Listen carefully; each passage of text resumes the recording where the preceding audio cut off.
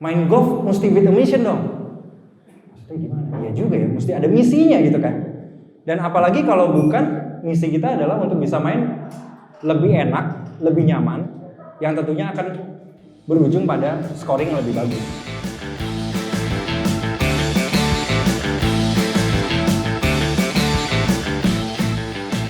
Ternyata menurut saya ya, belajar golf itu nggak cukup kalau cuma sekedar belajarnya tuh di karpet di driving range atau cuma di lapangan aja.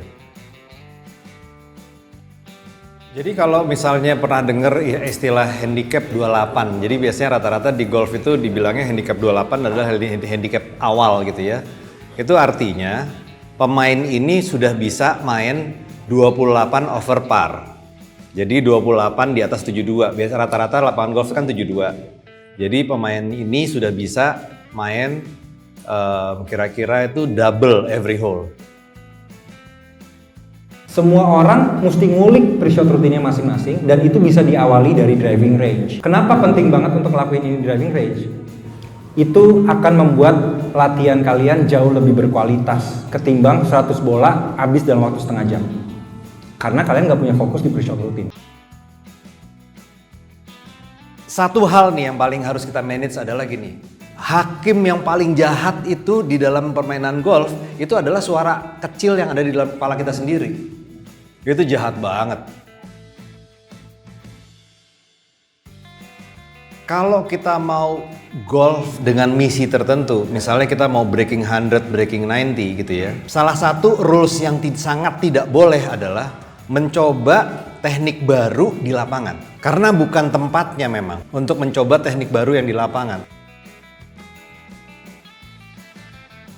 Dan sebetulnya kesalahan yang paling utama adalah kita bisa dengan mudah nonton YouTube, tapi YouTube nggak bisa nonton swing kita. Itu udah pasti kan. Sedangkan di golf itu penting banget hal-hal basic seperti stance, posture, grip. Itu semua hal basic yang harus kita dalemin.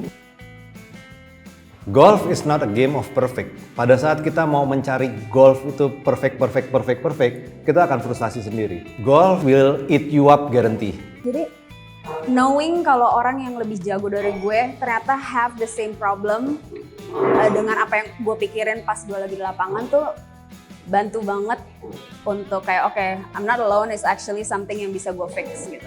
Satu, udah cinta banget sama golf.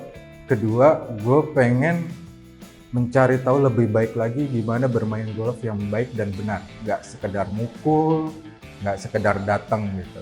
Yang pertama sih gue suka temanya ya. Kalau kita datang intens seperti ini tuh lebih efektif penyerapan ilmunya. Saya kira dengan mengikuti apa yang disarankan Dimas sama Alif tadi, mudah-mudahan sih banyak teman-teman yang hadir hari ini bisa akan mencapai target-targetnya, malah even langsung meloncat ke break 80 mungkin ya. Jadi lebih pede kayak jadi tahu kan, oh jadi kalau misalkan besok gue main lagi, gue harus bikin strategi ini, strateginya apa gitu. Jadi tadi kayak gue udah ngebatin kalau nyampe rumah itu gue harus bisa nyusun strategi buat main tuh apa sih yang jadi gacuan strategi gue gitu. Yang pasti sih dapat hal baru, dapat teori-teori baru dari coach ya bisa dibilang ya, dari Mas Alif dan Mas Dimas.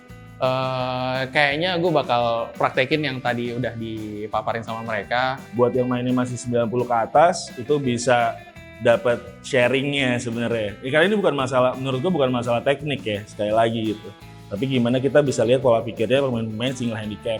Dan menurut gue acara ini penting karena ini ngebahas yang coach yang nggak bahas gitu. Ilmunya sih sepertinya kayak basic di lapangan. Dari main di lapangan di sini cukup mirip, tapi ada beberapa tambahan kayak kalau misalnya driver nggak enak jangan dipakai, kalau misalnya shot rutin juga baru bagi saya.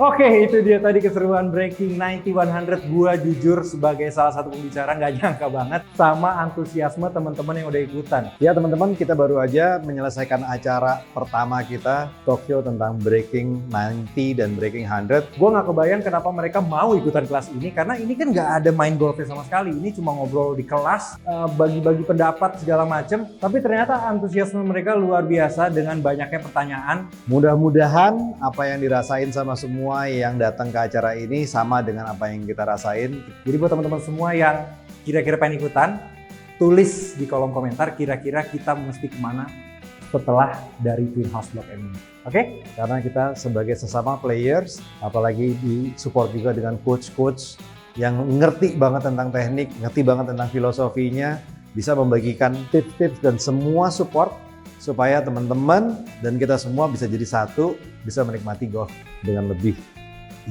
asik lagi. Sampai jumpa di Breaking 90-100 with a mission berikutnya. And golf yuk!